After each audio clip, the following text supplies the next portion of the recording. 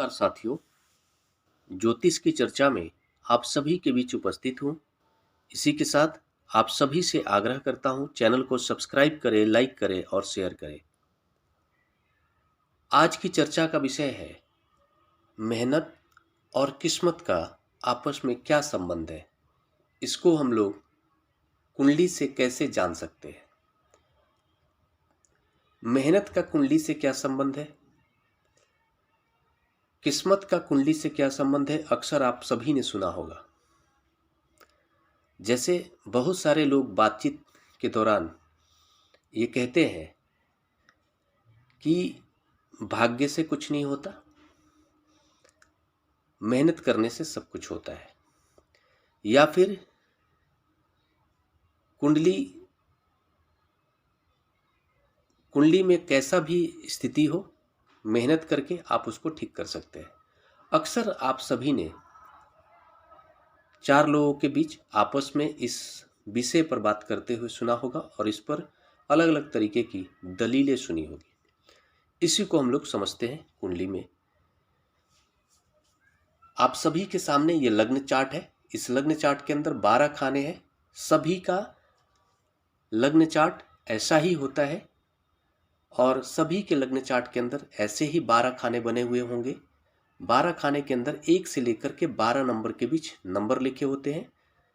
जैसे पहले भाव के अंदर यहाँ पर 1 नंबर लिखा हुआ है, इसका मतलब जरूरी नहीं है कि सभी के लग्न चार्ट में 1 नंबर लिखा होगा। हर खाने के अंदर 1 से लेकर के 12 के बीच कोई भी नंबर हो सकता है। ये जो नंबर होते हैं ये राशियों को रिप्रेजेंट करते हैं। इससे लग्न का पता चलता है व्यक्ति का लग्न कौन सा है। इस लग्न चार्ट के अंदर अब हम ये देखते हैं, आप सभी ने सुना होगा कि जो नवम भाव होता है ये भाग्य का भाव होता है। ये जो नवम भाव होता है इससे हमें पता चलता है कि किसी जातक का किस्मत कैसा है। इस लग्न भाव के ऊपर जो ग्रह दृष्टि डाल रहे हैं वो भाग्य को कमजोर करने में अपनी भूमिका निभाते हैं या फिर मजबूत बनाने में अपनी भूमिका निभाते हैं। इस लग्न चार्ट के स्वामी ग्रह कहाँ जाकर के बैठे हैं उससे पता चलता है कि जातक का भाग्य कितना मजबूत है, कितना साथ देने वाला है। इस लग्न चार्ट के अंदर मेहनत का जो भाव होता है वो तीसरा भाव होता है। ये जो थर्ड हाउस है इसको हम लोग पराक्रम भाव कहते हैं। पराक्रम भाव से हमें पता चलता है कि किसी भी जातक के अंदर कितनी मेहनत करने की क्षमता है। जैसे आप सभी कहते हैं ना कि मेहनत करके सब कुछ बदला जा सकता है, लेकिन वो मेहनत करने की क्षमता भी आपको ग्रहों के प्रभाव से मिलती है। कितना मेहनत करने की क्षमता आपके अंदर है वो मेहनत करने की क्षमता भी ग्रह ही आपको देते हैं।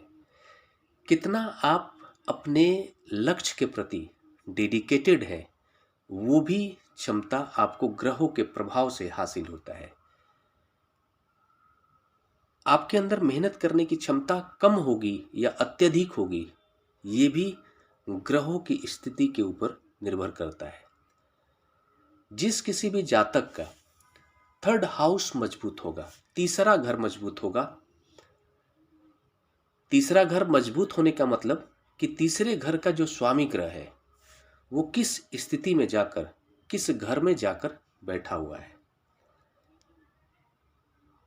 अपनी मित्र राशि में जाकर बैठा है, शत्रु राशि में बैठा है या फिर अपनी उच्च राशि में जाकर बैठा है। वो ग्रह कितने डिग्री का है ये भी बहुत ही महत्वपूर्ण है। उस ग्रह की स्थिति कितनी मजबूत है। अगर वो उच्च राशि में जाकर बैठा है और डिग्री वाइज अगर वो ग्रह मजबूत है तो आप ये मान सकते हैं कि ऐसा जातक मेहनती होगा, उसके अंदर विशेष मेहनत करने की क्षमता होगी। मेहनत का मतलब पराक्रम करने की क्षमता होगी। वो जिस किसी भी काम में लगेगा उसको पूरा लगन से लगेगा और पूरा लगन से उसको मंजिल तक पूरा कर कर छोड़ने की कोशिश करेगा।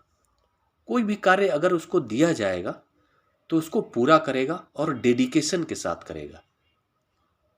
क्योंकि तीसरे घर का स्वामी ग्रह व्यक्ति के अंदर पराक्रम करने की क्षमता देता है, मेहनत करने की क्षमता देता है।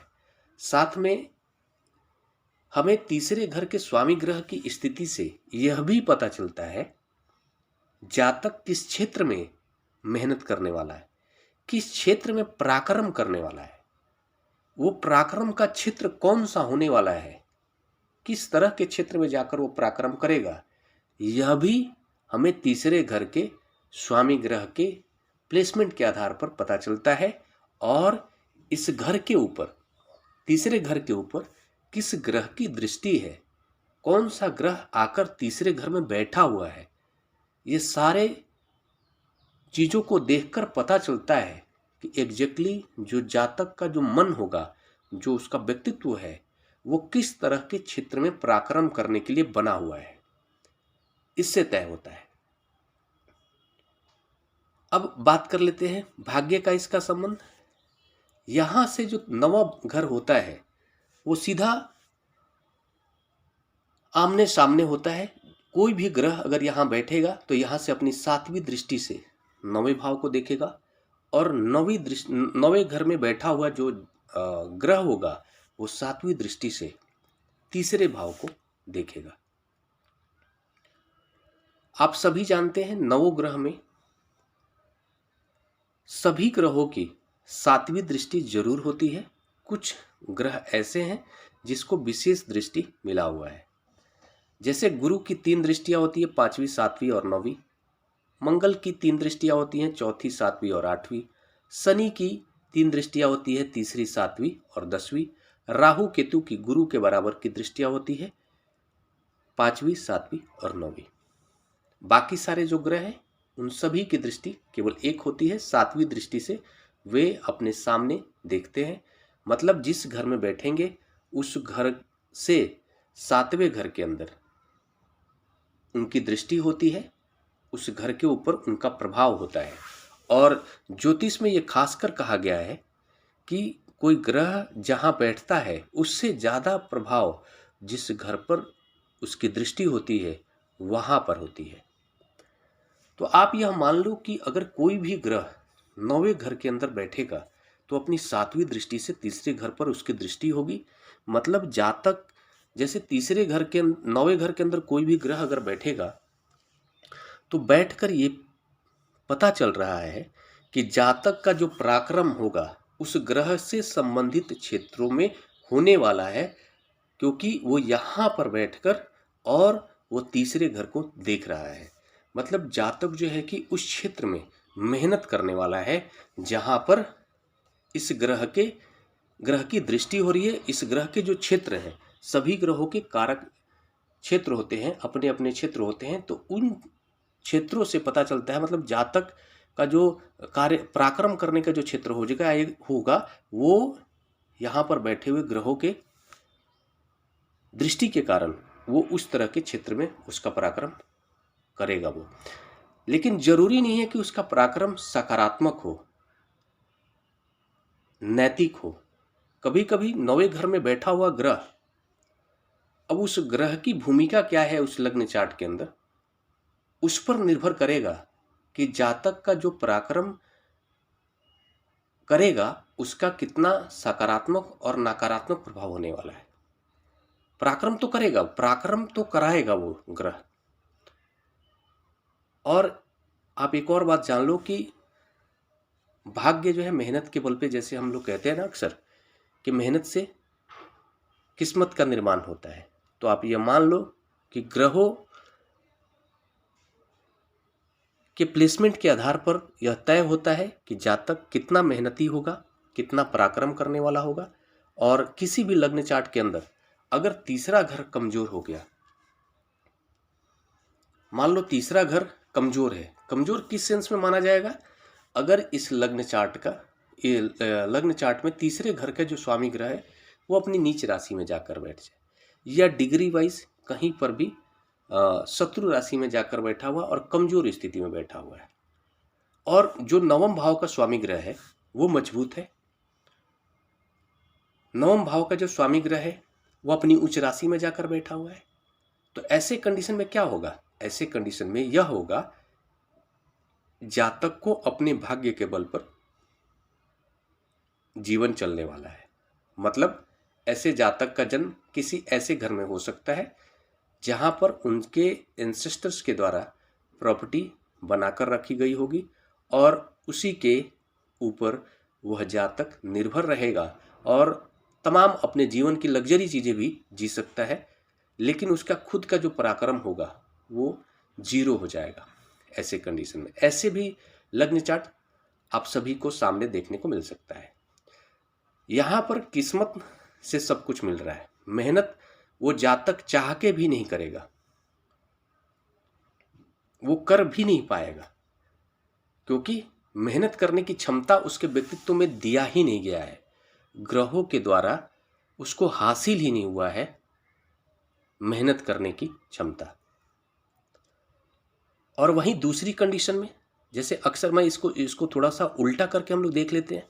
अगर मान लो कि नवम भाव के जो स्वामी ग्रह है या नवम भाव सामान्य स्थिति में है, बहुत ज़्यादा खराब नहीं और एक एवरेज कंडीशन में जा करके वहीं बैठे हुए हैं, लेकिन जो तीसरे घर का जो स्वामी ग्रह है वो बहुत ही मजबूत स्थिति में है, उच्च राशि में जाकर बैठा हुआ है और गुरु का प्लेसमेंट तीसरे घर में हो रहा है, या फिर तीसरे घर के ऊपर गुरु कहीं से दृष्टि डाल रहे हैं, या फिर तीसरे घर के स्वामी ग्रह के ऊपर गुरु की दृष्टि पड़ रही है, या फिर तीसरे घर के स्वामी ग्रह के साथ गुरु बैठे हुए हैं, या फिर भाग्येश की युति जो है तीसरे घर के स्वामी ग्रह के साथ हो रही है। ये बड़ा ही दिलचस्प युति होगी। जैसे सामान्य स्थिति में बैठे हुए हैं नवम भाव के स्वामी ग्रह किसी भी जगह में जाकर के, और उनके साथ में तीसरे घर के स्वामी ग्रह युति बनाकर बैठे हुए हैं, तो ऐसे कंडीशंस में हमें क्या पता चल रहा है? ऐसे कंडीशंस में हमें ये पता चल रहा है कि जातक अपने पराक्रम के बल पे अपने भाग्य का निर्माण करेगा। जितना पराक्रम करेगा, जितना मेहनत करेगा, उतना उसका भाग्य ऊपर उठने वाला है, उतना वो अपने भाग्य का निर्माण करने वाला है। मतलब उसके कुंडली में है कि वो जितना कार्य करेगा उतना उसको हासिल होगा। ये तो सामान्य स्थिति हो गई, जितना कार्य करेगा उतना हासिल होगा। लेकिन एक अलग कंडीशन भी हो जाती है। एक अलग कंडीशन क्या होती है? तो अलग कंडीशन ये होती है कि तीसरे घर का जो स्वामी ग्रह है,